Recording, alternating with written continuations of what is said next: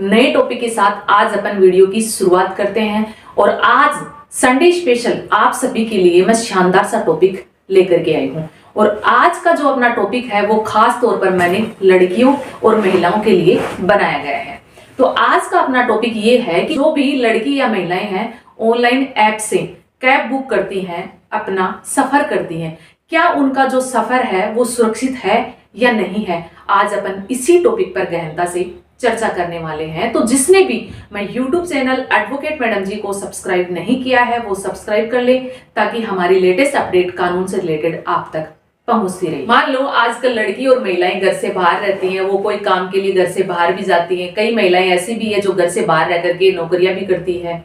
तो कहने का मतलब ये है कि जब वो घर से बाहर रहती हैं, जॉब करती हैं, तो अगर उनको शाम के टाइम में या दिन के टाइम में ऑफिस में जाना होता है या फिर घर में आना होता है, तो वो ऑनलाइन ऐप के जरिए टैक्सी बुक करती हैं।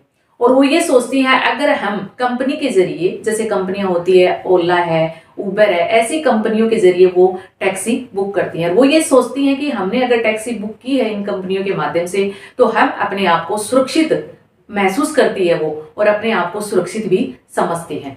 तो मान लो अगर वो टैक्सी बुक करती है तो उनके जरिए कई कबार क्या होता है कि अपराध भी घटित हो जाते हैं।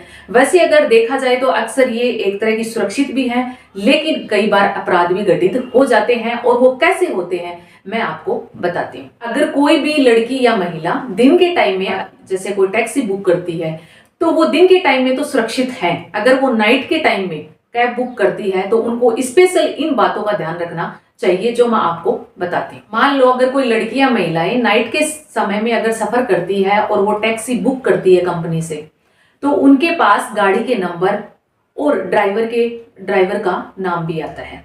तो मान लो अब आपने गाड़ी बुक तो कर ली और आपकी लोकेशन पर गाड़ी आ भी जाती है, तो आपको ऐसे नहीं करना है कि आप गाड़ी के 4 डिजिट नंबर लास्ट के देख लेते हो और आप उस गाड़ी में बैठ जाते हो। आपको ऐसा नहीं करना है। आपको पूरा गाड़ी के जो भी नंबर आपके पास आए हैं पूरे के पूरे आपको मिलान करने हैं।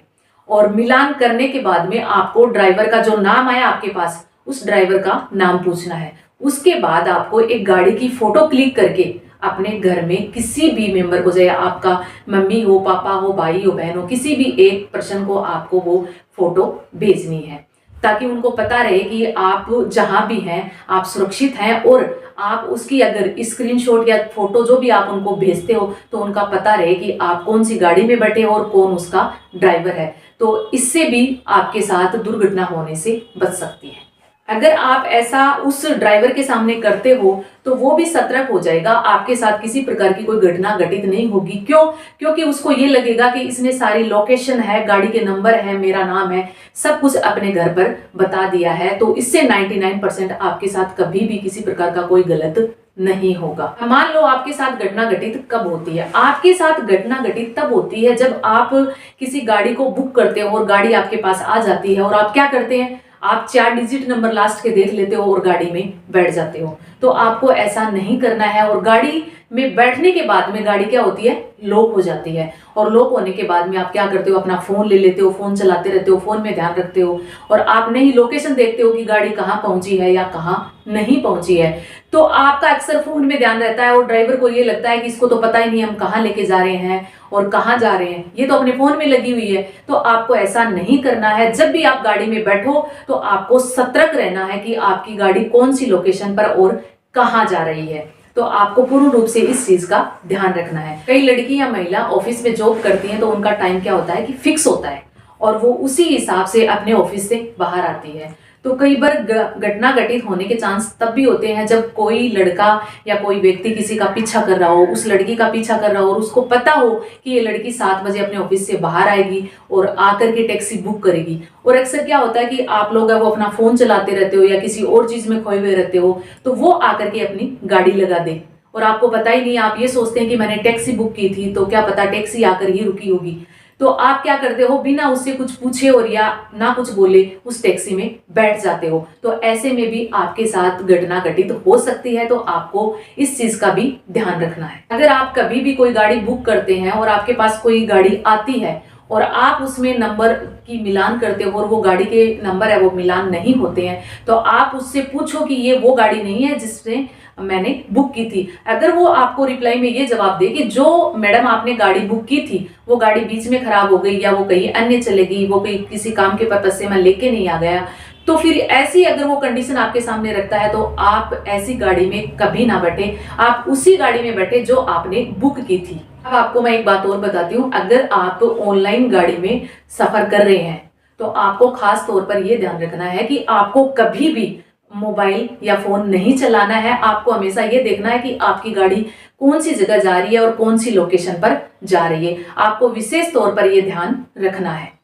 और आपको एक विशेष बात, इस बात का भी ध्यान रखना है कि अगर आप कोई भी ऑनलाइन टैक्सी बुक कर रहे हैं तो आप बुक करते समय हमेशा 2 मोबाइल नंबर दे। एक तो आप अपने खुद के नंबर और एक अपने घर में किसी भी पेरेंट्स के, या फिर कोई महिला अपने पति के नंबर दे सकती है। यानी किसी भी एक पर्सन के नंबर देने जरूरी है, ताकि आप कहीं पर भी रहो या फिर कहीं आपकी गाड़ी जा रही है तो आपकी लोकेशन 2 जगह ट्रेस होती रहे और आपकी लोकेशन 2 जगह जाए, ताकि अपराध घटित होने की घटना बहुत कम होती है। अब सबसे इंपॉर्टेंट बात जो मैं अब आपको बताने वाली हूँ वो ये है कि अगर कोई भी छोटी बच्चियां जो नाइट में सफर करती हैं, जो ऑनलाइन टैक्सी बुक करके सफर करती हैं और वो टैक्सी में बैठ भी जाती है, उसके बाद में उनको ये लगता है कि मेरे साथ किसी प्रकार का कोई अपराध है वो घटित होने वाला है या हो सकता है, या उसको किसी प्रकार का कोई डर भी लग रहा है, तो वह 100 नंबर पे डायल करके पुलिस को फोन कर सकती है और उनको बता सकती है कि मैंने ऐसे ऐसे टैक्सी बुक की थी, मेरे साथ कुछ गलत होने वाला है या हो भी सकता है।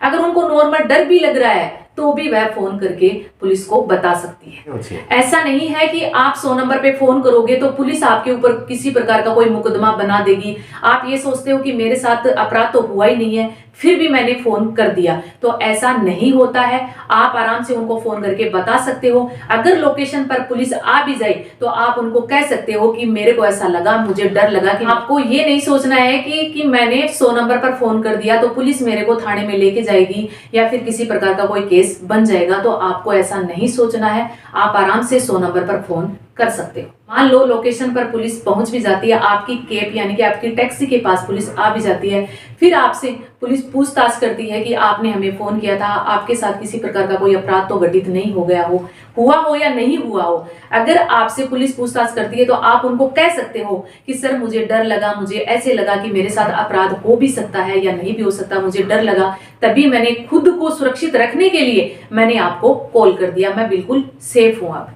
मैं बस आपको लास्ट में इतना ही कहना चाहती हूँ कि जो भी लड़कियां, महिला ऑनलाइन टैक्सी में सफर करती हैं तो वो इसकी सूचना अपने घर पर भी जरूर दे, और उनको ये लगे कि मेरे साथ किसी प्रकार का कोई अपराध हो सकता है तो वो 100 नंबर डायल करके पुलिस वालों को भी बता सकती है। और नंबरों का मिलान करके हमेशा टैक्सी में बैठे और कभी भी सफर करते समय फोन पर बात ना करें। अगर वो सफर कर रही हैं तो वो अपने फोन में ध्यान ना रखें, फोन ना चलाएं, और उनको ये पता होना चाहिए कि मेरी गाड़ी कौन सी लोकेशन पर और कहाँ जा रही है। तो आपको इन बातों का विशेष तौर पर ध्यान रखना है। उम्मीद करती हूँ आपको मेरा वीडियो पसंद आया होगा। लाइक, शेयर और सब्सक्राइब करना ना भूलें। मैं एडवोकेट रोशनी। जय हिंद, जय भारत।